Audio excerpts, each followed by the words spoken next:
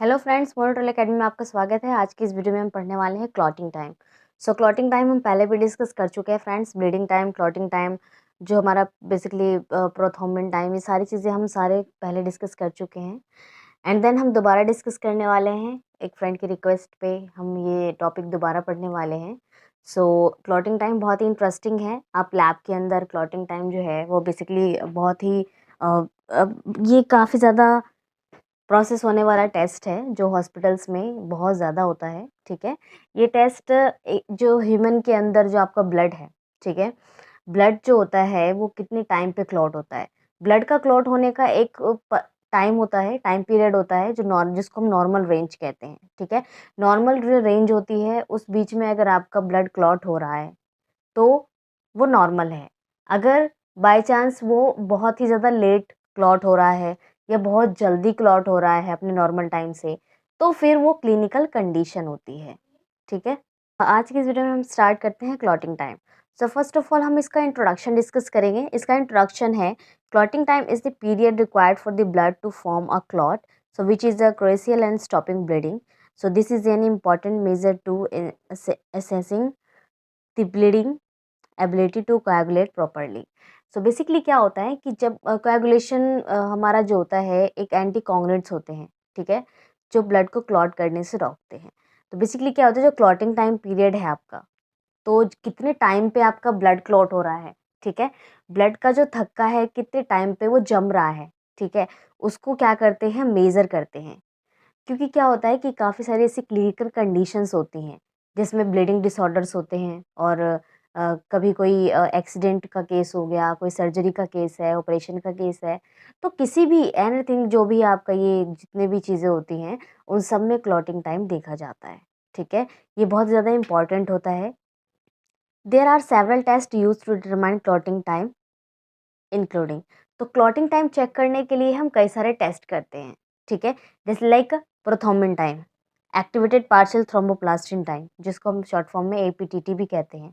PT, APTT, ये normally जब आप किसी हॉस्पिटल में जाते हैं तो आप देखेंगे कि किसी भी कंडीशन के लिए, कोई भी सर्जिकल कंडीशन है, एक्सीडेंटल कंडीशन है या ब्लीडिंग डिसऑर्डर्स है, कुछ भी है, तो जो डॉक्टर है सबसे पहले रेफर करता है ये टेस्ट प्रोथ्रोम्बिन टाइम। कोई भी सर्जरी होने जा रही है, कोई ऑपरेशन होने जा रहा है, तो उसमें सबसे पहले डॉक्टर है जो प्रोथ्रोम्बिन टाइम रेफर करता है। प्रोथ्रोम्बिन टाइम का पर्पस क्या है? Measure the time it's take for blood to clot as in assessing the extrinsic and the common pathway of coagulation.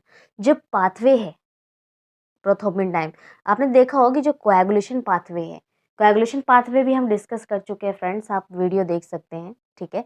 मोनोटोल academy पे आप सर्च कर सकते हैं, जो हमारा कोएगुलेशन पाथवे है उसको आप रीड कर सकते हो। तो जो हमारा पाथवे है उसमें क्या है कि एक्सट्रिंसिक पाथवे है। इसके अंदर क्या होता है कि जो क्लॉटिंग टाइम है उसको हम मेज़र करते हैं। तो नॉर्मल रेंज क्या है इसकी? इसकी जो नॉर्मल रेंज है 10 टू 13 सेकंड है। यानी नॉर्मल रेंज का मतलब ये है कि एक नॉर्मल जो ह्यूमन बीइंग है, ठीक है, जिसको कोई डिज़ीज़ नहीं है, कोई ब्लीडिंग डिसऑर्डर नहीं है, कोई सर्जिकल या ऑपरेशनल कोई कंडीशन नहीं है, तो उसका जो नॉर्मल रेंज होगा वो 10 टू 13 सेकंड में उसका ब्लड जो है वो क्लॉट हो जाएगा, ठीक है। अब इसका क्लिनिकल यूसेस क्या है? Often used to monitor patient on a warfarin therapy and the assess liver function. अब इसका क्लिनिकल यूज़ ये है कि जो वारफरिन थेरेपी चलती है, खून को पतला करने की जो उनको थेरेपी दी जा रही है, ठीक है, जो वारफरिन उनको दी जा रही है, उनका अमाउंट चेक करने के लिए, उनको मॉनिटर करने के लिए, पेशेंट को मॉनिटर करने के लिए और लीवर फंक्शन को चेक करने के लिए हम प्रोथ्रोम्बिन टाइम करते हैं। तो बेसिकली क्या होता है कि जब भी पेशेंट का खून ज़्यादा जम जाता है, ठीक है, ज़्यादा जमने का मतलब ये होता है कि जैसे हमने बॉडी से ब्लड निकाला और वो जम गया। उसने 10 सेकंड भी नहीं लिए और 13 सेकंड भी नहीं लिए, वो 2 सेकंड में ही जम गया। तो उससे क्या होगा कि उसका जो ह्यूमन बीइंग होता है ना, उसकी बॉडी का जो ब्लड है काफ़ी थिक होगा, काफ़ी ज़्यादा थिक होगा। और ये क्या है कि सर्जरी में भी प्रॉब्लम होती है, ऑपरेशन में प्रॉब्लम होती है, ठीक है? और बहुत ज़्यादा उनको दिक्कत रहती है, तो उनको ब्लड थिनर दिया जाता है, ठीक है? जो ब्लड को पतला कर सके। फ्रेंड्स, यहाँ पे हमारा शॉर्ट क्वेश्चन बनता है कि जो ब्लड थिनर होता है वो किसको क्या कहते हैं, ठीक है? या जो थेरेपी दी जाती है, कौन सी थेरेपी दी जाती है और कौन-कौन से टेस्ट किए जाते हैं। एंड सेकंड टेस्ट आता है हमारा एक्टिवेटेड पार्शियल थ्रोम्बोप्लास्टिन टाइम, जिसको हम शॉर्ट फॉर्म में APTT भी कहते हैं।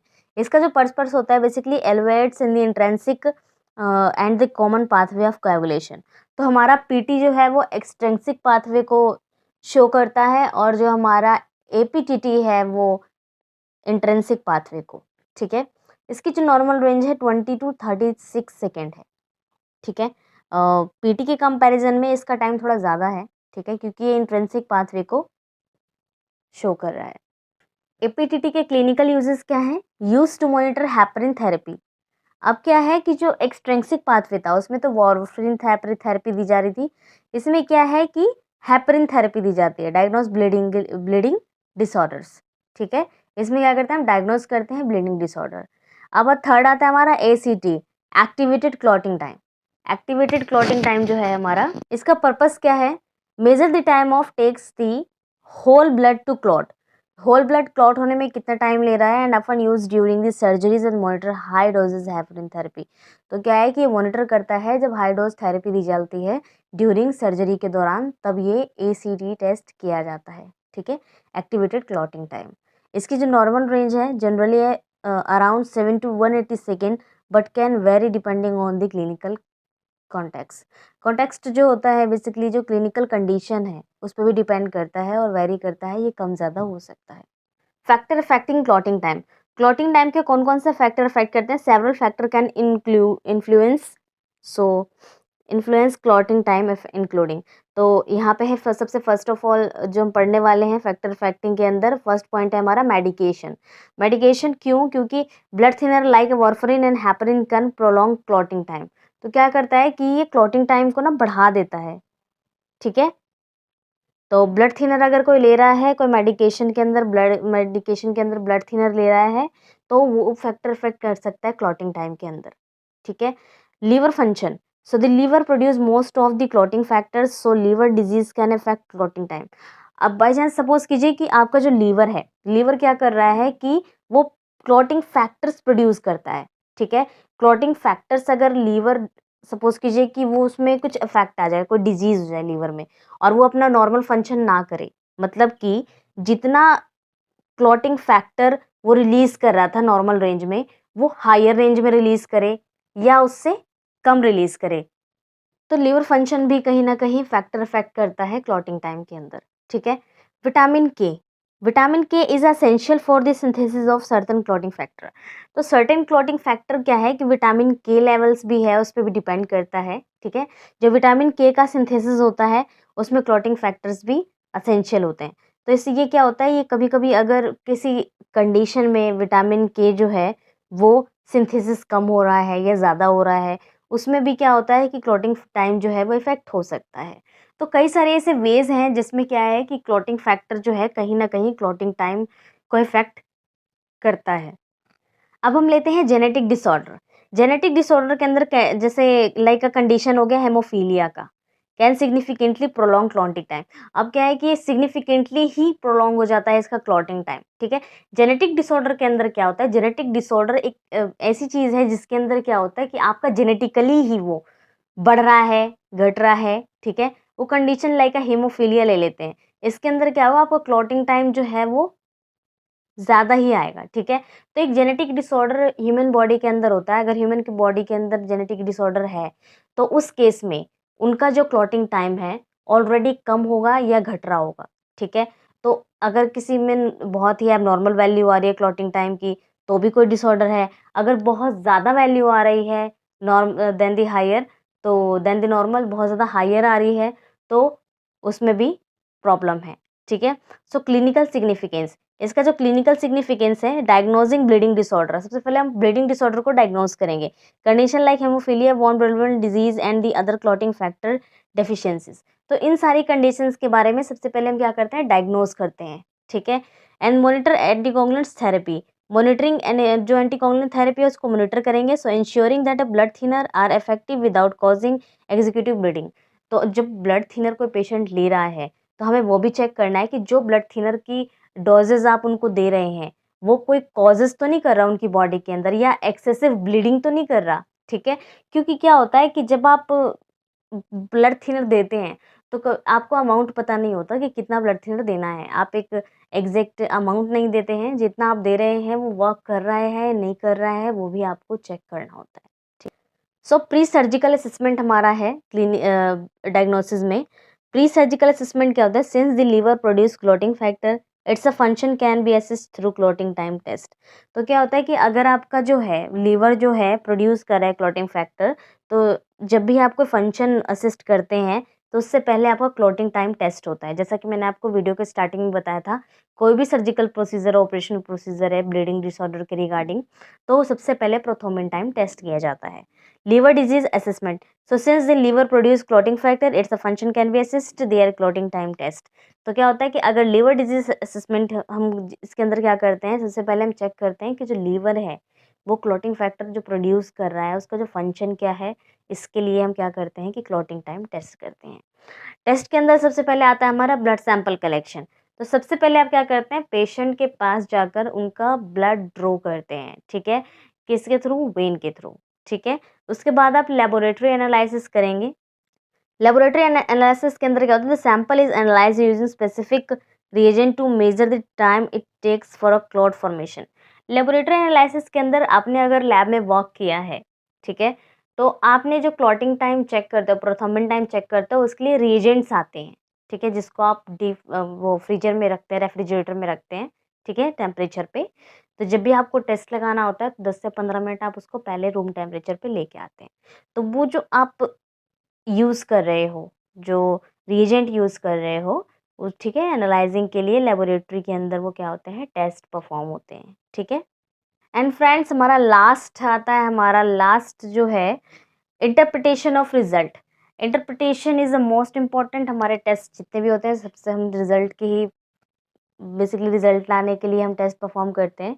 तो हमारा जो इंटरप्रिटेशन होगा प्रोलॉन्ग क्लॉटिंग टाइम, तो प्रोलॉन्ग क्यों होगा ज़्यादा, मतलब आपका क्लॉटिंग टाइम बहुत ज़्यादा क्यों आ रहा है, ये क्या इंडिकेट करता है? सो मे इंडिकेट अ ब्लीडिंग डिसऑर्डर, आपको ब्लीडिंग डिसऑर्डर है, लीवर डिजीज़ है, क्योंकि अगर आपका क्लॉटिंग टाइम ज़्यादा आ रहा है, दैट मीन्स कि आपका लीवर जो है वो क्लॉटिंग फैक्टर प्रोड्यूस नहीं कर रहा है, ठीक है?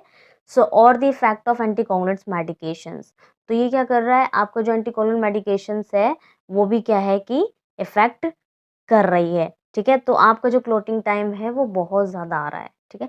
Shortened clotting time, clotting time आपका बहुत ही कम आ रहा है, यानी less common but they can occur in a condition like a disseminated intravascular coagulation, यानी डीआईसी।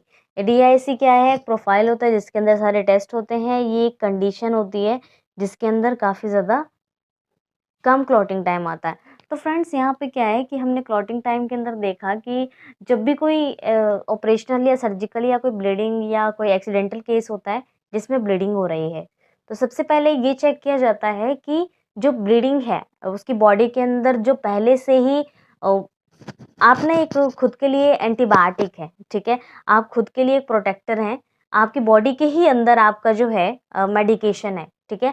आपका लीवर जो है वो आपका अ, ये अब क्लॉटिंग फैक्टर प्रोड्यूस कर रहा है। अगर आपका लीवर सही नहीं रहेगा, आपका लीवर बिल्कुल हेल्दी नहीं रहेगा, तो वो प्रोड्यूस नहीं करेगा। आपका लीवर अगर डिसऑर्डर है, ठीक है, डिसऑर्डर्ड है, बीमार है, तो वो फैक्टर क्लॉटिंग फैक्टर रिलीज़ नहीं करेगा, जिसकी वज़ह से क्या है कि आपको बाहर से ब्लड थिनर लेने की ज़रूरत पड़ेगी, ठीक है? तो जो आप ब्लड थिन करने के लिए या थिक करने के लिए जो भी मेडिकेशंस ले रहे हैं, उनका भी लेवल चेक किया जाता है, ठीक है? वो कब बढ़ रहा है या आपकी बॉडी में आपके ज़्यादा तो नहीं हो गया, कहीं डिपॉज़िट तो नहीं हो गया? क्योंकि बाहर से जो मेडिकेशंस ले रहे हैं, वो भी चेक करना ज़रूरी है कि कितने अमाउंट में आप उसे इनटेक कर रहे हैं, ठीक है? सो फ्रेंड्स क्लॉटिंग टाइम हमारा बहुत ही इंटरेस्टिंग टॉपिक है, इसके अंदर और भी चीज़ें हम डिस्कस कर सकते हैं, ठीक है? सो आज की इस वीडियो में हम इतना ही पढ़ते हैं। सो फ्रेंड्स अगर वीडियो अच्छी लगी हो तो लाइक कीजिएगा, फ्रेंड्स को शेयर करना मत भूलिएगा। और अगर आपको और भी कोई टॉपिक समझना है तो कमेंट बॉक्स में लिख सकते हैं टॉपिक का नाम, वीडियो बन जाएगी फ्रेंड्स। सो वीडियो को लाइक कर दीजिएगा, सब्सक्राइब करना मत भूलिएगा फ्रेंड्स। मिलते हैं नेक्स्ट वीडियो में। Thank you so much.